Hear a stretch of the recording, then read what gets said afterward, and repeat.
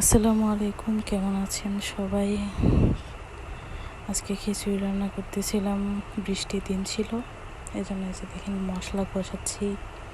এরপর এখানে চাল, আলু আলু দিয়েছিলাম, আর খিচুড়ির মধ্যে আলু ভালো লাগে, তো আলুগুলো দিয়ে আগে ভালো করে কষিয়ে নিচ্ছিলাম। এরপরে চাল দিলাম, চাল ভালো করে মিশিয়ে অনেকক্ষণ কষাতে হয়। আমি না খিচুড়ি রান্না করতে গেলে চালটা এমনভাবে কষাই যে যেন কষাতে কষাতে একেবারে চালটা ঝরঝরা হয়ে যায়। চালটা যত বেশি ঝরঝরা হবে, কষানো সুন্দর হবে, তত মজা লাগবে খিচুড়িটা।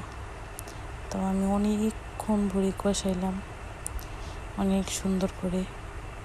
আর তারপর এখানে পানি দিলাম পরিমাণ মতো। আসলে আমি বুঝি না রান্না করা, তারপরেও দিলাম, দেখি হয় কি না। তারপর দেখলাম যে অনেক ভালো হয়েছিল, খিচুড়িটা অনেক মজা হয়েছিল। তো এই দেখেন খিচুড়ির ফাইনাল লুক, অনেক মজা হয়েছিল, সাথে ডিম ভাজি ছিল, স্যালাড ছিল। তো ভালো থাকবেন সবাই, আল্লাহ হাফেজ।